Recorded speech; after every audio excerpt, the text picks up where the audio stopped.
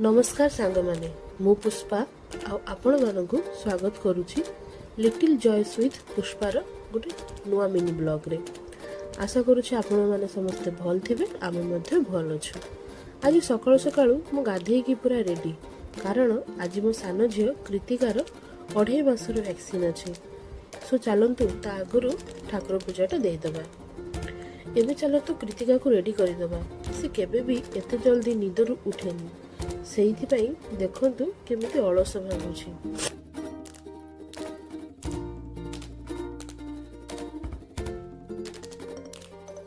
एबे मु ताकू ड्रेस डायपर का सब चेंज करिकी टीका पिंधेकी पूरा रेडी करि देली।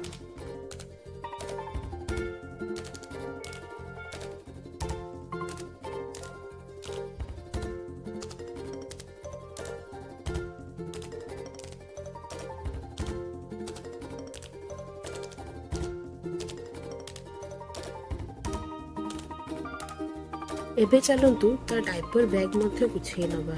बेसी किछि नुहे, जस्ट ता ड्रेस डायपर टिश्यू पैकेट आ गोटे छोटो ब्लैंकेट आ लास्ट रे ता पोलियो कार्ड। एबे ता स्लीपिंग बेड मध्ये रेडी। एबे एथिरे ताकू सुआई आमे जिबा वैक्सीन दबा पई। स्लीपिंग बेड रे छोटो छुआ मानकु नेकी ट्रैवल करिबाटा होछि बहुत ही कंफर्टेबल। देखंतु से पूरा रेडी है कि केते खुशी से जाने नि जे आ टिके पर ही एही खुशी ता कांदरे परिणत होबाकू जाउछि।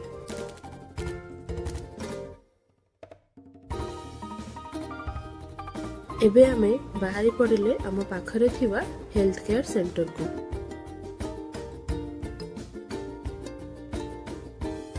पहुंची कि देखु तो आज बहुत ही भीड़ थिला कारण इठी मासर 2 थर ही वैक्सीन दिया जाए, गोटे 4 तारिख आ गोटे 19 तारिख। तापरे आमे आम पोलियो कार्ड जमा करिकी कृतिकार हाइट और वेट चेक करे नेलु। आज बहुत भीड़ थिबारु टिके टाइम लागुथिला।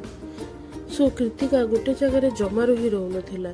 तापरे ता मामू ताकू नेकी टिके बुलौथिला।